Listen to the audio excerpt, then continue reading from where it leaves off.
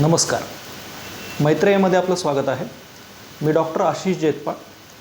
NCERTची जी batch आहे आपली त्याचं हे इंट्रोडक्टरी सेशन आहे किंवा जे UPSCची तयारी करतायत, ज्यांना UPSCची नुकतीच तयारी सुरुवात करायची आहे त्या सर्वांसाठीचं हे एक सेशन आहे. UPSCने यावर्षीच्या मुख्य परीक्षेमध्ये जी आत्ताच नवीन मुख्य परीक्षा झालेली आहे 2023ची, त्याच्यामध्ये एक एसी विचारला होता. Not all who wander are lost. Not all who wander are lost. प्रत्येक भटकणारी व्यक्ती ही हरवलेली नसते, असा एक चांगला सुंदर विषय त्यांनी दिला होता. बरोबर आहे की प्रत्येकजण भटकलेला आहे, तो हरवलेला नसतो. पण जर तुमची सुरुवात बरोबर झाली नाही, तुम्हाला योग्य डायरेक्शन नसेल, दिशा नसेल, तर तुमचं भटकणं हे कधी कधी तुम्हाला हरवण्यापर्यंत घेऊन जातं. ह्या UPSCच्या जर्नीमध्ये जर डायरेक्शन प्रॉपर नसेल, तुमची सुरुवात प्रॉपर नसेल, तर ते भटकण्याचे चान्सेस जास्त असतात. तुम्ही कोणाला तरी ओळखत असाल की जे UPSCच्या प्रिपरेशनमध्ये आहेत, काही वर्ष झालेली आहेत. त्यांना विचारलं की काय चुका झाल्या किंवा कशामुळे आत्तापर्यंत झालेलं नाही, तर एक मोठं उत्तर असतं की प्रिपरेशनच्या सुरुवातीच्या टप्प्यात हे समजायला पाहिजे होतं. तेव्हा समजलं असतं तर चित्र आज वेगळं असतं. त्यामुळेच कदाचित म्हटलं जातं well begun is half done. चांगली सुरुवात ही अर्धी लढाई जिंकल्यासारखं असतं. त्याच्यामुळे सुरुवात नक्की कशी झाली पाहिजे आणि कशा पद्धतीने केली पाहिजे याच्याबद्दल एक क्लिअर आयडिया असेल, स्पष्टता असेल, तर निश्चितपणे ह्या लढाईमध्ये निश्चित फायदा होतो. तर आपण या दृष्टीने बघणार आहोत की NCERTची युटिलिटी काय आहे सुरुवातीच्या दृष्टीने आणि एकूणच बिगिनर्सच्या पर्स्पेक्टिव्हने UPSCची प्रिपरेशन कसं असावं.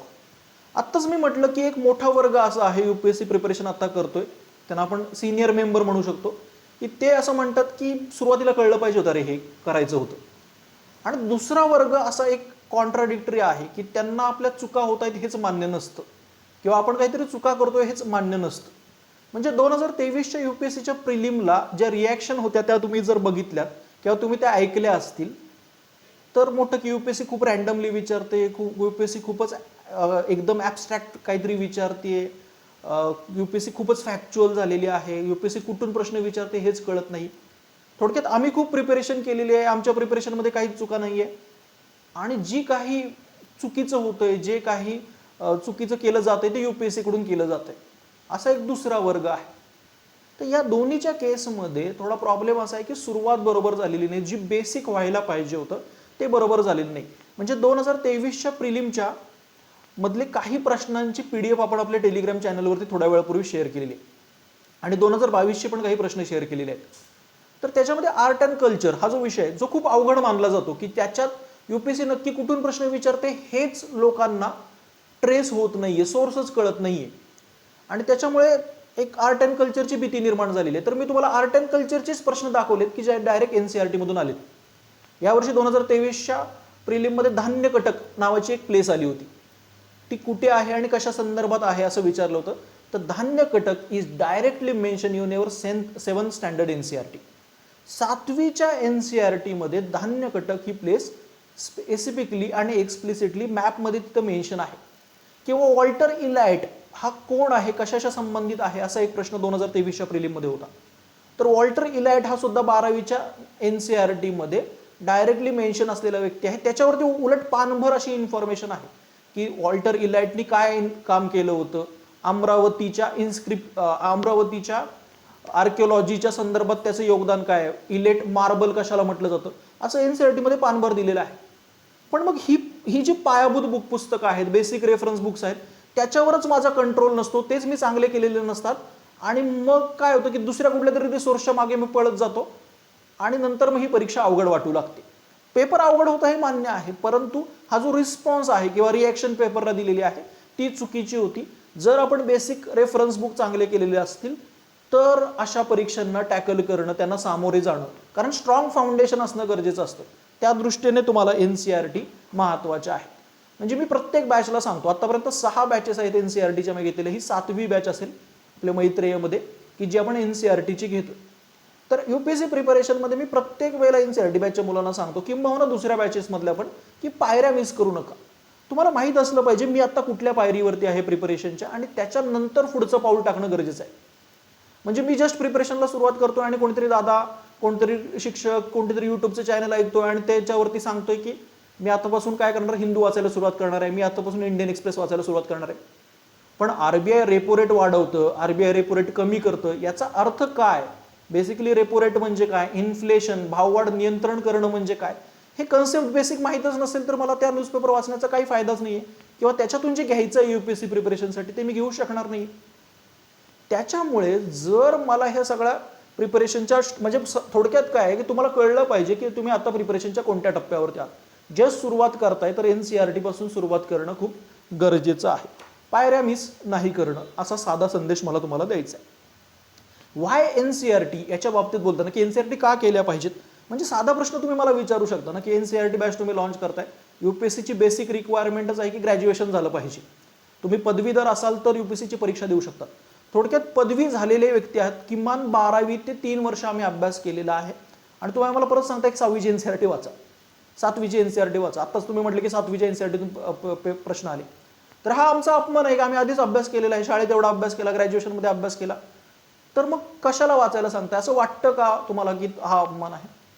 तर मग समजून घेतलं पाहिजे की एनसीईआरटी का वाचायला पाहिजे. एक तर साधं उत्तर की आपल्या शिक्षण व्यवस्थेच्या मध्येच काही दोष आहे की त्याच्यामुळे कुठेतरी पाठांतर केंद्रित आपण अभ्यास केलेला असतो. नुसतं रटणं, समजून घेणं, संकल्पनात्मक स्पष्टता आणि त्याच्या पलीकडे जाऊन विचार करणं याच्यापर्यंत आपण गेलेलोच नसतो. एनसीईआरटी त्या सगळ्याच्या दृष्टीने महत्त्वाची आहे. थोडक्यात आपल्या आधीच्या अभ्यासातील काही दोष किंवा उणीवा दूर करण्यासाठी एनसीईआरटी महत्त्वाची आहे. पण त्याच्यासोबत आणखी एनसीईआरटीचे फायदे आहेत. त्यातला पहिला फायदा मी मगाशी सांगितल्याप्रमाणे डायरेक्ट क्वेश्चन येतात. बरेच तुम्हाला काही पीडीएफ मी तुम्हाला ग्रुप ह्याच्या टेलिग्राम चॅनलला शेअर केले, त्याच्यात मी डायरेक्टली दाखवलेलं आहे की एनसीईआरटी मधून प्रश्न आलेले आहेत. 2020च्या यूपीएससीच्या प्रिलिममध्ये इकॉनॉमीमध्ये प्रश्न विचारला होता, what do you mean by public investment. Public investment कशाला म्हणायचं ॲग्रिकल्चरमध्ये, असा एक एमसीक्यू होता.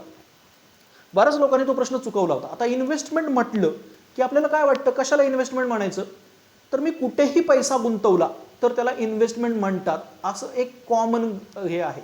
मी कशातही पैसा गुंतवला तर लक्षात घ्या, इकॉनॉमीमध्ये इन्व्हेस्टमेंट म्हणजे दर वेळेला कॅपिटल फॉर्मेशन व्हायला पाहिजे, ॲसेट फॉर्मेशन व्हायला पाहिजे. भांडवलाची निर्मिती जर होत असेल, मालमत्तेची निर्मिती जर होत असेल तरच त्याला इन्व्हेस्टमेंट इकॉनॉमीमध्ये म्हणतात.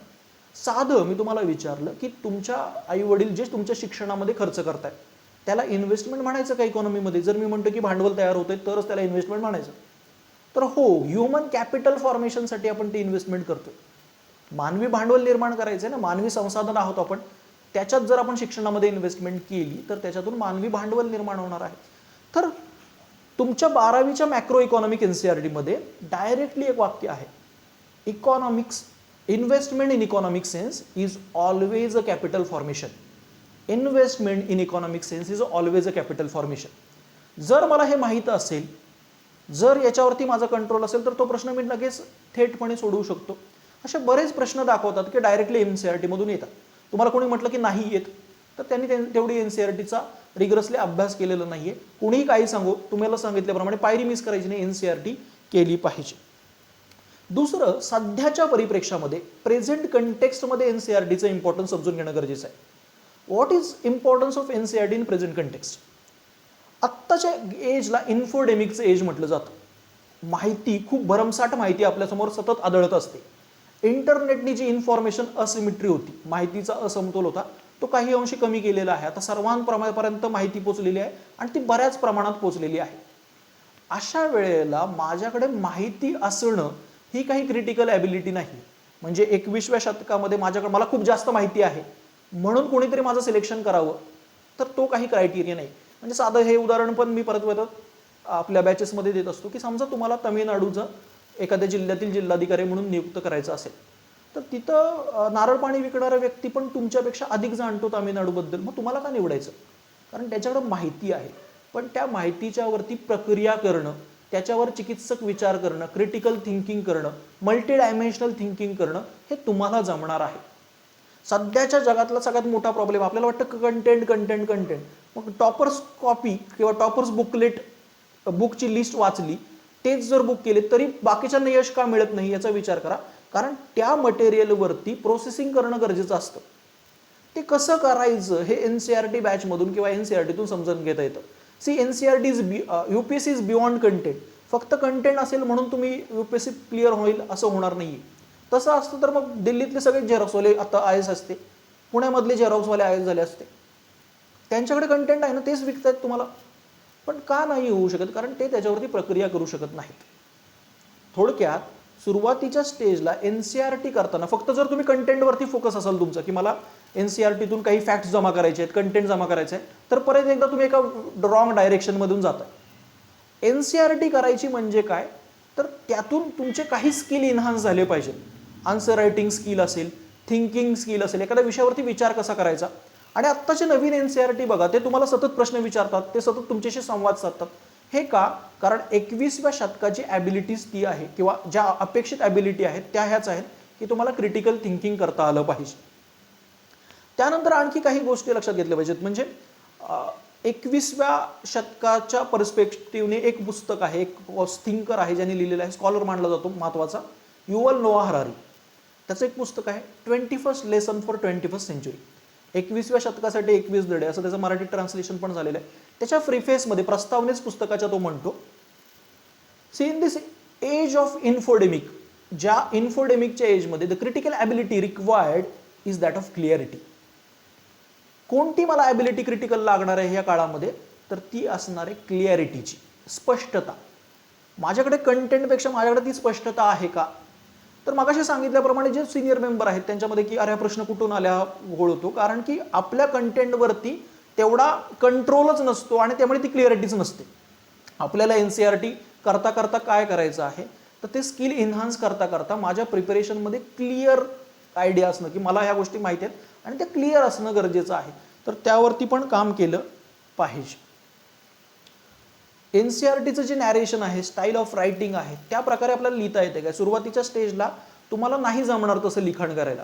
मग काही वाक्य मुद्दामून घेतली आणि ती पाठ केली, त्याच्यावरती विचार केला की अरे हा अशी वाक्यरचना केली जाते. म्हणजे मी मगाशी तुम्हाला सांगितलं की 6 बॅचेस मी एनसीआरटीच्या आत्तापर्यंत घेतलेले आहेत. त्याच्यामध्ये मला असं लक्षात आलं की जे अंडर ग्रॅज्युएट्स आहेत किंवा जस्ट तयारी करतायत किंवा एकूणच महाराष्ट्रातील ग्रामीण भागातील वर्ग, याच्यामध्ये तो सेंटेन्स फॉर्मेशनचा इश्यू आहे.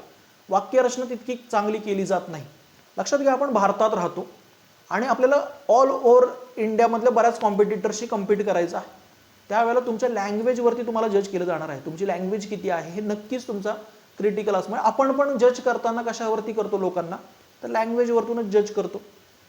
तर मग हे जजमेंट असणार आहे, याचा अर्थ मला लँग्वेजवरती होल्ड असला पाहिजे, कंट्रोल असला पाहिजे. आणि दुसरं असं की यूपीएससीमध्ये इतके सगळे विषय आहेत, त्या प्रत्येक विषयाची एक वेगळी लँग्वेज आहे.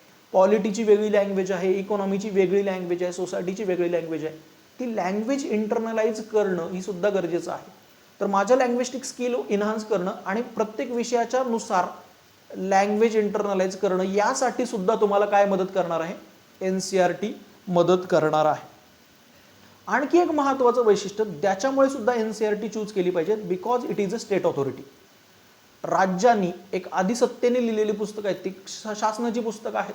त्याच्यामुळे ओरिजिनल सोर्स कोणता म्हटलं किंवा ऑथॉरिटेटिव्ह सोर्स कोणता म्हटलं तर तो एनसीआरटी असणार आहे. म्हणजे एक प्रश्न यूपीएससीने विचारला होता की right to vote is constitutional right or legal right. त्याच्यावर बरेच अशी चर्चा रंगली होती. सुप्रीम कोर्टने बरेच जजमेंटमध्ये, काही जजमेंटमध्ये right to vote is legal सांगितलं होतं, काही जजमेंटमध्ये ते कॉन्स्टिट्यूशनल सांगितलं होतं. पण एनसीआरटीमध्ये, आपल्या पॉलिटीच्या एनसीआरटीमध्ये ते कॉन्स्टिट्यूशनल राईट आहे असं नमूद केलं होतं आणि यूपीएससीने पण तेच आन्सर दिलेलं आहे. तर त्याच्यामुळे ओरिजिनल सोर्स असणं. आणि परत एकदा जसं सांगितलं की यूपीएससीची जी लँग्वेज आहे ती लँग्वेज मॅच करण्यासाठी किंवा ती लँग्वेज पण समजण्यासाठी आपल्याला जे स्टेटचे सोर्सेस आहेत किंवा शासनाचे सोर्सेस आहेत ते नक्कीच मदत करतात. तर त्याच्यामुळे फक्त कंटेंट मिळतोय, प्रश्न येतात, याच्या पलीकडे जाऊन एनसीआरटीवरती भर दिला पाहिजे. आता एनसीआरटीचं महत्त्व जाणल्यानंतर आपण ते एनसीआरटी कशा पद्धतीने केलं पाहिजे, त्यांचा वापर कशा पद्धतीने केला पाहिजे याच्याबद्दल थोडक्यात बोलूया.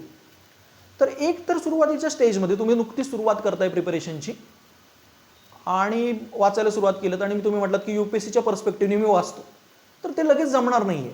पहिल्या 2 रीडिंग 3 रीडिंग ह्या अशा व्हायला पाहिजेत की तुम्ही जनरल वाचताय, समजून घेण्याचा प्रयत्न करताय की एनसीआरटीमध्ये काय दिलेलं आहे. कारण ते लगेच इंटरलिंकेजेस सिलेबसशी जमणार नाही, क्वेश्चन पेपरशी जमणार नाही, कारण ते आपल्याला पुढच्या स्टेपवरती करायचं आहे. लक्षात घ्या, एनसीआरटी वाचायच्या असतील तर त्या आपल्याला एक्झाम ओरिएंटेडच करायचं आहे, जो आपला पूर्ण बॅचचा फोकस असेल. की तुम्हाला काय करायचं आहे, एनसीआरटीला क्वेश्चन पेपरशी लिंक करायचं आहे, एनसीआरटीला सिलेबसशी लिंक करायचं आहे. पण सुरुवातीलाच मला ते जमणं शक्य नाही. त्यामुळे आधीच्या रीडिंग काय असतील तुमच्या जनरल रीडिंग होती, पण त्याच्यानंतरच्या टप्प्यांमध्ये क्वेश्चन पेपरचा सेन्स आणि सिलेबसचा सेन्स आला पाहिजे. मी असं म्हणतो की तुमचा आताचा छंद हॉबी जर विचारलं तर डॅफमध्ये नंतर इंटरव्ह्यूला तुम्हाला काय लिहायचं तू लिहा, पण आत्ता तर क्वेश्चन पेपर पाहणं, सिलेबस पाहणं असा तुमचा छंद तुम्ही जोपासला पाहिजे किंवा तो डेव्हलप केलेला असला पाहिजे. दुसरं असं की बऱ्याचदा मी प्रश्न विचारतो की हे वाचून झालं का, हे करून झालं का, लोक म्हणतात हा झालं ना, आणि मग प्रश्न चुकतात. परत एकदा हे का होतं, कारण मी एकदा दोनदा वाचलं तर मी म्हणतो की वाचलं, पण युपीएससीला ज्या लेवलची क्लिअरिटी लागणार आहे, युपीएससीला जेवढ्या कमी वेळामध्ये तुम्हाला तिथं डिसिजन घ्यायचे, 2 तासामध्ये तुम्हाला 100 प्रश्न सोडवायचे आणि असा पेपर आहे की जो कंप्लीट करणं अवघड आहे. 3 तासामध्ये तुम्हाला पटकन तिथं लिहून काढायचं आहे, 250 मार्काचा पेपर आहे. तर अशा वेळेला ते फास्ट प्रोसेसिंग करण्यासाठी तुम्ही तेवढ्या वेळा वाचून ते इंटरनलाइज करणं गरजेचं असतं. तर रिव्हिजन म्हणजे मी असं सांगतो एनसीईआरटी बॅचच्या लोकांना की 5 वेळा जर तुम्ही युपीएससी मध्ये एखादी गोष्ट वाचली, एखादा सोर्स वाचलात, तरच तो एकदा वाचला तसं सांगा. त्याच्यामुळे तुमच्या किती रिडिंग, मिनिमम 5 रिडिंग झाल्यानंतर तुम्ही सांगितलं पाहिजे की 1 रिडिंग झाली. सो मल्टिपल रिडिंग लागतील, त्याच्यानंतरच ते इंटरलिंकेजेस, त्याची युटिलिटी जमायला लागते. दुसरं असं, एनसीईआरटी वाचताना मल्टीपर्पज युटिलिटी डोक्यामध्ये ठेवा. म्हणजे काय, मी समजा इकॉनॉमीची एनसीईआरटी वाचतोय, मी हिस्ट्रीची एनसीईआरटी वाचतोय, तर फक्त हिस्ट्रीसाठी, फक्त इकॉनॉमीसाठी ती वाचायची नाहीये. मागाशी सांगितल्याप्रमाणे स्किलसाठी तर ती वाचायचीच आहे, पण तुमचा ऑप्शनल असू द्या किंवा GS 1 to 4 असू द्या किंवा एसे असू द्या, या सगळ्या पेपरच्या दृष्टीने एनसीईआरटीची युटिलिटी काय आहे, या सगळ्याचा विचार करून एनसीईआरटी वाचलं पाहिजे. म्हणजे साधं उदाहरण तुम्हाला द्यायचं झालं तर 6वीच्या एनसीईआरटी मध्ये काही स्टोरीज आहेत. आवर पास्ट नावाची एनसीईआरटी आहे. एक कालिदासची स्टोरी आहे, त्याच्यामध्ये अभिज्ञान शाकुंतलमची, हे जे क्लासिक बुक आहे कालिदासचं, त्यातली स्टोरी आहे. ड्रामा आहे बेसिकली, तो इपिक ड्रामा. तर त्या अभिज्ञान शाकुंतलम मध्ये राजा दुष्यंत आणि शकुंतला यांची लव्ह स्टोरी आहे आणि त्यातलं एक सीन त्या पुस्तकामध्ये 6वीच्या एनसीईआरटीत दिलेला आहे. तर त्याच्यामध्ये काय होतं, राजा दुष्यंतनी जी शकुंतलाला अंगठी दिलेली असते, रिंग दिलेली असते, ती कुठेतरी मिसप्लेस होते, हरवते आणि ती मच्छीमाराला माशाच्या पोटामध्ये नंतर सापडते. मासेमार हा प्रामाणिक असतो, तो प्रामाणिकपणे ती अंगठी परत राजाला द्यायला देतो, कारण तो ओळखतो की त्याच्यावरचे जे सायन्स आहे ते राजाने दिलेल्या अंगठीचे सायन्स आहेत. त्याला द्वारपाल तिथे जे असतात, 2 अधिकारी असतात, राजापर्यंत जाऊ देत नाहीत, त्याची अडवणूक करतात. शेवटी ते सांगतात की तो सांगतो की अरे मला ही अंगठी राजाच्याच फायद्याचं आहे. ते म्हणतात ठीक आहे, आम्ही तुम्हाला जाऊ देतो, पण नंतर जर परत जेव्हा तू येशील, जेव्हा राजा तुला काहीतरी भेट देईल, त्या भेटीतले 3 हिस्से कर, 1 हिस्सा तुला आणि 2 हिस्से मला दे. तो तसंच करतो, तो जातो राजापर्यंत, राजाकडून जो त्याला मिळतो बक्षीस ते 3 भागामध्ये वाटतो. आता ही स्टोरी एकतर अभिज्ञान शाकुंतलम सारख्या क्लासिक पुस्तकातील आहे, कालिदास सारख्या सोर्समधून आहे, ती मला एसेमध्ये वापरता येते. ब्युरोक्रेसीचं काम काय असतं, शासन आणि जनता यांच्यातील दुवा म्हणून काम करणं. पण हिथील ते रखवालदारी काय करतायत, नोकरशहा काय करतायत, अडवणुकीचं धोरण करतायत, सामान्य जनतेला वेटीस धरतायत. गव्हर्नन्सवरती टॉपिक आला, एसेला आला, करप्शनवरती टॉपिक आला, एसे आला, तर मला प्रत्येक ठिकाणी तो वापरता येतो. तर मग अशा स्टोरी मी काय करेन, बाजूला ठेवेन. सो आणखी बऱ्याच अशा स्टोरीज आहेत एनसीईआरटी मध्ये, ज्या तुम्ही काय करू शकता, डायरेक्टली एसेला वापरू शकता. अर्थात ते पण कळायला पाहिजे की एसेचा पर्स्पेक्टिव्ह कसा जनरेट करायचा. आपल्या एनसीईआरटी बॅचमध्ये आपण एसे, जरी एनसीईआरटी बॅच असली तरी एसेवरती खूप जास्त भर देणार आहोत, कारण एसेला जे आन्सर रायटिंग स्किल लागतं, एसेला जे लिंग्विस्टिक स्किल लागतं, ते प्रिपरेशनच्या सुरुवातीलाच जर डेव्हलप केलं तर त्याचा सुद्धा फायदा होतो. त्यामुळे त्याचाही आपण विचार करणार आहोत. आणखी एक स्टोरी सांगायची झाली तर 11वीच्या एनसीईआरटी मध्ये इकॉनॉमीच्या इंडियाज इकॉनॉमिक डेव्हलपमेंट, त्याच्यामध्ये एक स्टोरी आहे. त्याचं हेडिंगच त्याने दिलंय रोड टू नोवेअर. रामदास कोरवाची स्टोरी आहे. आता एनसीईआरटीने जशी हेडिंग दिली रोड टू नोवेअर, ह्या हेडिंग पण खूप ब्रिलियंट दिले आहेत एनसीईआरटी. म्हणजे त्याच्यातून पण कळून येतं की कशा प्रकारचे हेडिंग असायला पाहिजेत, कशा प्रकारे लिहायला पाहिजे. तर रोड टू नोवेअर ही स्टोरी कशातून आलेली आहे, पी साईनाथ नावाचे एक रायटर आहेत, जे ट्रायबल एरियाजमध्ये काम करतात, डेव्हलपमेंट जर्नलिस्ट म्हणून समजले जातात. त्या पी साईनाथ यांचं एक बुक आहे, एव्हरीवन लव्स गुड ड्रॉट, दुष्काळ आवडे सर्वांना, एव्हरीवन लव्स गुड ड्रॉट. तर त्याच्यामध्ये गव्हर्नमेंटने काय केलं होतं, एक कोरवा ट्रायबलसाठी एक स्कीम लॉन्च केली होती. त्या कोरवा ट्रायबलसाठी ज्या स्कीम लॉन्च केली होती त्याच्यामध्ये त्यांनी सांगितलं की आपण काय करूया, कोरवांच्या सक्षमीकरणासाठी, त्यांच्या अपलिपमेंटसाठी काम करूया. आता प्रॉब्लेम असा झाला की हे रामदास कोरवा जिथे राहत होता त्या गावामध्ये रामदास कोरवा हा एकमेव कोरवा होता. बाकी कोरवाचं कोणतंच घर नव्हतं. पण शासनाने एक कमिटमेंट केलेली आहे, शासनाचा खर्च करायचाच आहे शासनाला. शासनाने काय केलं, एक 17.5 लाखाचा 17.5 लाखाचा रस्ता रामदास कोरवाच्या घराकडे जाणारा बांधला. पी साईनाथ यांची टीम नंतर तिथे भेटायला गेली. रामदास कोरवाचं कसं उत्थान झालेलं आहे, त्याचं वेलफेअर झालेलं आहे बघायला गेली. तर रामदास कोरवा तो रस्ताच वापरत नव्हता, तो दुसरीकडून चालला होता. त्याला सांगितलं, तू वेडायस का, 17.5 लाखाचा रस्ता तुझ्यासाठी बांधलेला आहे आणि तू तो वापरतच नाहीस. तर तो पहिला तर तो शॉक झाला की अरे माझ्यासाठी 17.5 लाखाचा रस्ता बांधलेला आहे. तो म्हटलं की त्यांनी मला विचारायला पाहिजे होतं ना, मला पाण्याची गरज होती, त्यांनी मला पाणी द्यायला पाहिजे होतं. गावाकडे जाण्याचा दुसरा शॉर्टकट त्याच्याकडे होता. त्याची पहिली प्राधान्यक्रम काय होतं, पहिलं प्रायोरिटी त्याची काय होती, वॉटर, पाणी. पण त्याला विचारलंच नाही. सो गव्हर्नन्सचा एसे आहे. पीपल्स पार्टिसिपेशन म्हणतो आपण. गव्हर्नन्स कसं असलं पाहिजे, तर पार्टिसिपेटरी असलं पाहिजे, लोकांचा सहभाग त्यातमध्ये असला पाहिजे, तरच ते कल्याणकारी राज्याकडे जाईल. परत एकदा एक चांगली ब्रिलियंट स्टोरी आहे जी मी एसेमध्ये वापरू शकतो. किंवा बऱ्याचशा कल्चरमधल्या गोष्टी तुम्ही इथिक्समध्ये वापरू शकता, तिथली एक्झाम्पल तिथे वापरू शकता. जसं की सत्यकाम जबाला आपल्या NCERTमध्ये येतो. सत्यकाम जबाला असा व्यक्ती आहे की ज्याची आई ही वेश्या होती किंवा दासी होती आणि तिचं आईचं नाव तो वापरतोय, त्याला वडील माहिती नाही आहेत कारण ती वेश्या आहे आणि त्याला शिकण्याची इच्छा आहे. तर उपनिषदाच्या काळामध्ये की जिथे शूद्रांना अस्पृश्यांना शिकण्याचा हक्क नव्हता, त्यावेळेला तो त्याच्या आईला सांगतो की मला शिकायचं आहे. मग तो एका ऋषींकडे जातो आणि तो विचारतो आधी आईला की मी काय सांगावं, की त्यांना मी कुठल्या जातीचा आहे, मी कुणाच्या पोटी जन्माला आलेलो आहे. त्याची आई सांगते की तुझे खरं आहे ते सांग आणि तो खरं सांगतो. तर सत्यकामा जबाला एवढ्या बिकट परिस्थितीमध्येच परिणामांची कोणतीही तमा न बाळगता तो खरं बोलतो. तर सत्यकामा जबाला सध्याच्या सत्योत्तर जगामध्ये, पोस्ट ट्रूथ वर्ल्डमध्ये एकदम क्लासिकल एक्झाम्पल. आपण म्हणतो सत्य हाच ईश्वर आहे, गांधीजींनी पण तसंच म्हटलेलं आहे, ट्रूथ इज अ गॉड. तशा वेळेला सत्यकामा जबाला हे जिवंत उदाहरण आहे, त्याचं एकदम क्लासिकल उदाहरण आहे. थोडक्यात NCERTमध्ये दिलेला कंटेंट अक्रॉस GS आणि एसे सगळीकडे वापरता येतो. फक्त मला तसा तो पर्स्पेक्टिव्ह जनरेट झाला पाहिजे, तशी थिंकिंग माझ्यामध्ये ती डेव्हलप झालेली असली पाहिजे. त्याच्यानंतर की मेन हे की NCERT वाचून झालेले आहेत, काही रिडिंग झालेले आहेत, आता माझ्यावर त्याच्यावर होल्ड आलेला आहे. तर मी NCERTच्या नोट्स बनवाव्या का असा प्रश्न विचारला जातो. तर लक्षात घ्या, जे आपल्याला नोट्स बनवायचे ते मेजरली मेन्स ओरिएंटेड बनवायचे आहे. मुख्य परीक्षेसाठी तुम्हाला नोट्स बनवायला सांगितले जाते, त्याचे काय टप्पे आहेत, त्या कशा बनवायच्या असतात ते आपण बॅचमध्ये डिस्कस करूयाच. पण मेन्स ओरिएंटेड नोट्स काढायचे म्हणजे काय, फूड सिक्युरिटी हा सिलेबसमध्ये पॉईंट आहे GS3च्या, तर माझ्याकडे फूड सिक्युरिटीचे नोट्स पाहिजे. सोशल इम्पॉवरमेंट हा GS1मध्ये पॉईंट आहे, तर मला सोशल इम्पॉवरमेंटची नोट्स पाहिजे. UPSC तुम्हाला सोर्सेसचे नोट्स काढायचे नाहीत.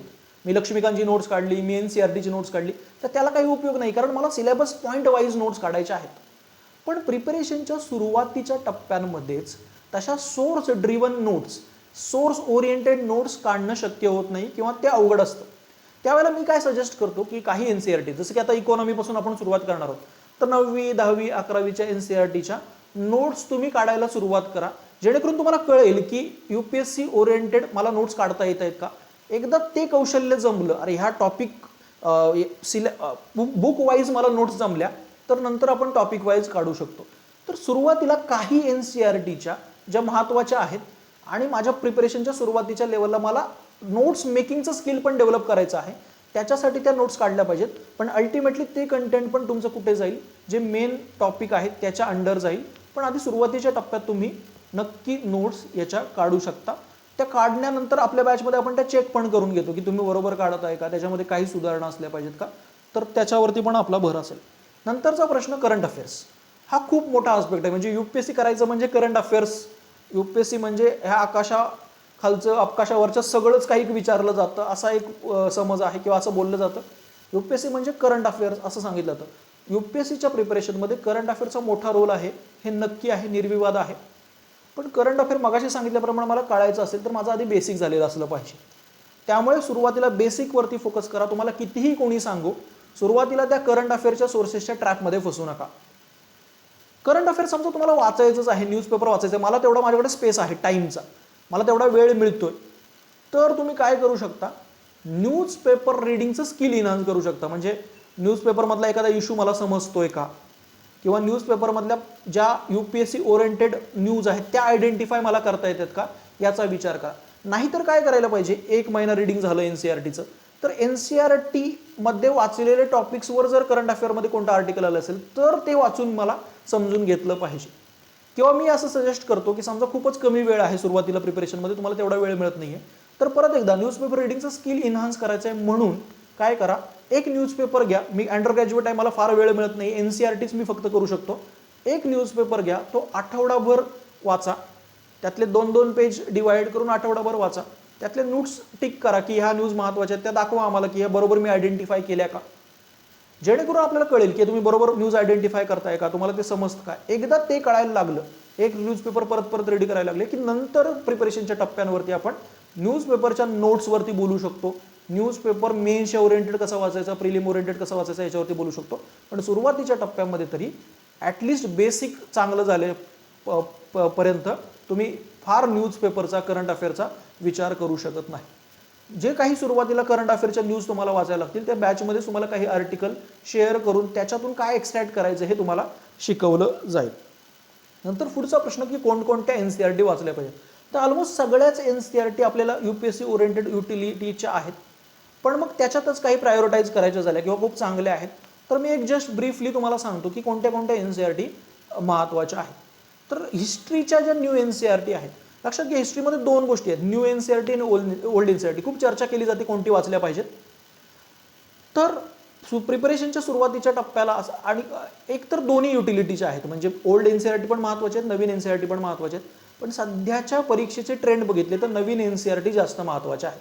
म्हणजे ज्या आपण करणार आहोत त्या नवीन NCERT. ओल्ड NCERT म्हणजे एन्शंट इंडिया RS शर्माचं पुस्तक, सतीश चंद्रांचं मिडिवल इंडियाचं पुस्तक, बिपिन चंद्रांचं मॉडर्न इंडियाचं पुस्तक, ही ओल्ड NCERT आहे. आणि लक्षात घ्या हे ओल्ड NCERT आणि नवीन NCERT यातला फरक जर तुम्ही बघितला, दोन्ही पुस्तकं जरी बघितली तरी या जगाची जी रिक्वायरमेंट आहे ती सुद्धा तुम्हाला कळू शकते. ओल्ड NCERT खूप बल्की आहेत, कंटेंट खूप जास्त आहे त्याच्यामध्ये. न्यू NCERT मध्ये कंटेंट नाहीये, त्याच्यामध्ये तुम्हाला थिंकिंग करावं लागतंय.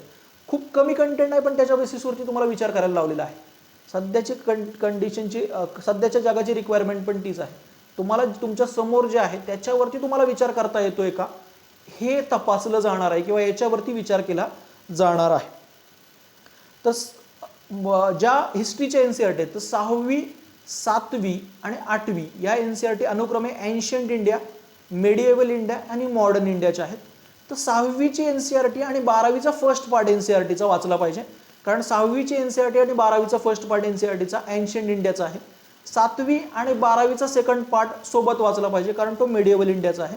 आणि 8वी आणि 12वीचा थर्ड पार्ट सोबत वाचले पाहिजेत कारण ते मॉडर्न इंडियाचे, मेडिएवल आणि मॉडर्न इंडियाचे आहे. तर थोडक्यात हिस्ट्रीच्या NCERT ऑलमोस्ट इम्पॉर्टंट. 9वी, 10वी आणि 11वीच्या NCERT वर्ल्ड हिस्ट्रीच्या आहेत. त्या वर्ल्ड हिस्ट्री करताना मेन्स ओरिएंटेड करताना तुम्ही करू शकता, पण सुरुवातीच्या स्टेजला 6वीची NCERT घेतली पाहिजे, 7वीची NCERT घेतली पाहिजे, 8वी आणि 12वीचे तिन्ही पार्ट अत्यंत महत्त्वाचे असलेले NCERT आहेत. अशा NCERT आहेत की ज्याच्यावरती ॲब्सोल्यूट कंट्रोल असला पाहिजे. पण लक्षात घ्या ही एक मोठी चूक होती आपली महाराष्ट्रातल्या मुलांकडून, खास करून हिस्ट्रीविषयी एक नॅचरल कुठेतरी ॲफिनिटी असते आपल्याला. शिवाजी महाराज म्हटलं की इतिहास एवढंच आपल्याला माहीत असतं आणि कुठेतरी UPSCच्या प्रिपरेशनची सुरुवात पण आपण इतिहासापासून करतो. तर ती एक मेजर चूक आहे असं लक्षात घ्या. पहिले कन्सेप्च्युअल विषय करा जेणेकरून तुम्हाला न्यूजपेपर रिडिंगला पण फायदा होईल. आणि कन्सेप्च्युअल विषय एकदा केले, कन्सेप्टवरती एकदा होल्ड आला की त्याच्यावरती मग नंतर प्रश्न सोडवता येतात किंवा त्याचे रिव्हिजन परत परत करता येते. हिस्ट्रीसारखे विषय हे फॅक्च्युअल आहेत, कंटेंट बेस्ड हाय लागतो तिथे. तो पहिल्यांदाच कळत नाही नक्की कंटेंट बेस किती असायला पाहिजे आणि लक्षात ठेवणं सुरुवातीलाच अवघड जातं, ते थोडे नंतर ठेवले पाहिजे. पण मी तुम्हाला सांगितलं हिस्ट्रीच्या कोणत्या NCERT महत्त्वाच्या आहेत. त्याच्यानंतर जॉग्राफीच्या NCERT अशा आहेत की ज्या ऑलमोस्ट सगळ्याच महत्त्वाच्या आहेत. किंबहुना जॉग्राफीच्या NCERT तुम्ही चांगल्या केल्यात तर UPSCमध्ये फार दुसरे सोर्सेस पण तुम्हाला मेन्ससाठी आणि प्रीसाठी करावे लागत नाहीत. तर 6वी आणि 12वीच्या सगळ्या NCERT जॉग्राफीच्या तिथे नॉन निगोशिएबल आहेत, त्या चांगल्याच केल्या पाहिजेत. 12वीच्या NCERT फिजिकल जॉग्राफी पण आहे आणि ह्युमन जॉग्राफी पण आहे. 6वी ते 10वीच्या NCERT पण महत्त्वाच्या आहेत. 12वीच्या NCERT मध्ये ह्युमन जॉग्राफी आणि 11वीच्या NCERT मध्ये फिजिकल जॉग्राफी आहे आणि 6वी ते 10वीच्या NCERT पण केल्या पाहिजेत. तो जॉग्राफी एनसीईआरटी महत्त्वाचे. इकॉनॉमी 9वी पासून सुरू होतं. 9वी, 10वी, 11वी, 12वी असे 4 एनसीईआरटी आहेत. त्यातली 9वीची एनसीईआरटी मधली फूड सिक्युरिटी, पॉवर्टी अशा चॅप्टरमधून खूप चांगले इन्साईट मिळतात. तर 9वीची एनसीईआरटी नक्की महत्त्वाचे. 10वीची एनसीईआरटी तितकी महत्त्वाची नाही, तरी एक रीडिंग गेली पाहिजे. प्रायमरी सोर्सेस म्हणजे काय, सेकंडरी सेक्टर म्हणजे काय, अशी थोडी थोडी इन्फॉर्मेशन त्यातून मिळते. पण 9वी 10वीची एनसीईआरटी दोन्ही विकत घेतल्या पाहिजेत. 10वीची एनसीईआरटी तितकी रिव्हिजनची गरज नाही. 11वीची आणि 12वीची एनसीईआरटी अत्यंत महत्त्वाची आहे इकॉनॉमीची, बीट युअर प्रिलिम्स और बीट युअर मेन्स. 11वीची इंडियाज इकॉनॉमिक डेव्हलपमेंट आणि 12वीची मॅक्रो इकॉनॉमीची एनसीईआरटी घेतली पाहिजे. MACRO, मायक्रो आणि मायक्रो अशा 2 एनसीईआरटी आहेत. UPSCला आपल्याला मॅक्रो इकॉनॉमीची एनसीईआरटी लागणार आहे. त्याच्यानंतर पॉलिटीच्या पण ऑलमोस्ट सगळ्या एनसीईआरटी महत्त्वाच्या आहेत. पण त्यातल्या त्यात 11वीच्या ज्या एनसीईआरटी आहेत पॉलिटीच्या, इंडियन कॉन्स्टिट्यूशन ॲट वर्क आणि पॉलिटिकल थिअरी, या 2 एनसीईआरटी महत्त्वाच्या आहेत. त्याच्यानंतर सोसायटी सोशोलॉजीच्या ज्या एनसीईआरटी 11वी 12वीच्या, ते जे GS1 मध्ये जसे कन्सेप्च्युअल प्रश्न येत आहेत त्या दृष्टीने ती सोशोलॉजीची लँग्वेज जर तुम्हाला इंटरनलाइज करायची असेल तर महत्त्वाची आहे. पण जर तुम्ही मला विचारलं सिक्वेन्स सांगा एनसीईआरटीचा काय असायला पाहिजे, तर पॉलिटी आणि इकॉनॉमी याच्यापासून सुरुवात केली पाहिजे, कारण ह्या कन्सेप्च्युअल आहेत. त्यानंतर जॉग्राफी आणि त्याच्यानंतर हिस्ट्री असा सिक्वेन्स असला पाहिजे. मग सोशोलॉजी, सायन्स अशा एनसीईआरटी करू शकता. सायन्स अप्लाइड बेसिस UPSC जास्त विचारतं. जर तुम्ही MPSC सोबत टार्गेट करत असाल तर सायन्स एनसीईआरटी जास्त महत्त्वाच्या ठरतात. पण UPSCला तितका स्पेस सायन्स एनसीईआरटीला देणं तितकं योग्य नाही आहे. पण जसं सांगितलं की आधीच्या जर झालेल्या असतील तर नंतर सायन्सला प्रायोरिटाईज करा. आपल्या बॅचचा सिक्वेन्स पण तसाच असेल. ऑक्टोबर-नोव्हेंबरमध्ये किंवा नोव्हेंबरच्या थोड्या मिडपर्यंत आपण पॉलिटी आणि इकॉनॉमी ह्या 2 सब्जेक्टला कंप्लीट करणार आहोत. त्याच्यानंतर आपण जॉग्राफी आणि हिस्ट्री हे विषय करून नंतर मग सायन्स आणि सोसायटी असे विषय करणार आहोत. माझा रोल काय असेल हा बॅचमध्ये हे पण क्लिअर करणं गरजेचं आहे. म्हणजे मी काय, माझी भूमिका काय असेल, मी काय तुम्हाला प्रोव्हाइड करणार आहे. तर एक म्हणजे कन्सेप्च्युअल क्लिअरिटी, की या एनसीईआरटीमध्ये जी गोष्ट आहे तर एखादी गोष्ट तुम्हाला समजली नाहीये, संकल्पना समजली नाही असं काही होणार नाही. ती संकल्पना पूर्णपणे तुम्हाला समजेल अशा दृष्टीने ते घेतलं जाईल. एक्झाम ओरिएंटेड अप्रोच असेल, म्हणजे परीक्षेच्या दृष्टीने याची युटिलिटी काय, परीक्षेच्या दृष्टीने याला कसं वापरायचं, तुमच्या आन्सर रायटिंग स्किल इन्हान्स करणं, तुमच्याकडून सतत लिहून घेणं हा माझा रोल असेल. तर परीक्षा केंद्रित दृष्टिकोन असेल.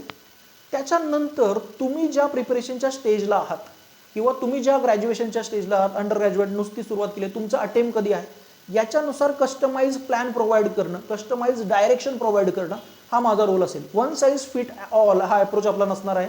प्रत्येकाला त्यांच्या रिक्वायरमेंटनुसार आपण डायरेक्शन प्रोव्हाइड करून घेणार आहे. दुसरं असं, हे सगळं तुमच्याकडून करून घेणं, म्हणजे सुरुवात केली प्रिपरेशनला पण मग तो तेवढा थ्रस्टच नाही आहे, तर तुम्हाला तो पुश करणं, प्रिपरेशनला UPSCला जेवढी इंटेन्सिटी लागते ती इंटेन्सिटी तुमच्यामध्ये इम्बाईब करणं, ती कमिटमेंट तुमच्यामध्ये डेव्हलप करणं हा सुद्धा माझा रोल असणार आहे. तुमच्याकडून काय अपेक्षा असणार आहे, तर जसं की त्या एक PDF पण मी शेअर केलेली आहे अप्रोच टू एनसीईआरटीमध्ये. स्वतः वाचाल तर वाचाल, लेक्चरच्या आधी आणि लेक्चरच्या नंतर जे लेक्चरमध्ये झालेलं आहे ते लेक्चरच्या नंतर लगेच करणं, रिवाईज करणं अपेक्षित आहे. कारण आपण सोमवार ते शुक्रवार जे शिकवणार आहोत त्याच्यावरती रविवारी लगेच टेस्ट घेणार आहोत. तर आठवड्याभराचं तुमचं रिव्हिजन आणि तुमचा अभ्यास तसाच पक्का आपल्याला करायचा आहे. कुठेच बॅकलॉग ठेवत आपल्याला पुढे जायचं नाही. तर त्याच्यामुळे तुमच्याकडून काय अपेक्षित असणार आहे, त्या इंटेन्सिटीने तुम्ही अभ्यास करणं अपेक्षित आहे.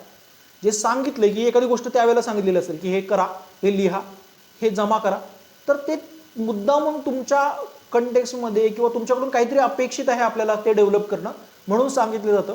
तर जितकं प्रोएक्टिव्ह तुम्ही राहाल तुमच्या बाजूनी तेवढा आमचा फायदा तुम्ही करून घेऊ शकता. तर त्या दृष्टीने राहिलं पाहिजे. ह्या लेक्चरनंतर आपण एक कस्टमाइज प्लॅन आणि थोडंसं आणखी रिडिफाईन याच्यामध्ये तुमच्यासोबत वैयक्तिक बोलणार आहोत. तर एनसीईआरटी बॅचबद्दल किंवा UPSCच्या प्रिपरेशनच्या सुरुवातीच्या टप्प्यात तुम्हाला कोणत्याही प्रकारची मदत असेल तर तुम्ही मैत्रियाचा जो डिस्क्रिप्शनमध्ये नंबर दिलेला आहे त्याच्याशी संपर्क करू शकता. तुम्ही आमच्या टेलिग्राम चॅनलला सबस्क्राईब करा, जेणेकरून आम्ही तुमच्यापर्यंत जे काही आमचं नवीन कंटेंट आहे किंवा मटेरियल आहे UPSC ओरिएंटेडचा पर्स्पेक्टिव्ह आहे तो तुमच्यापर्यंत पोहोचू शकतो. धन्यवाद.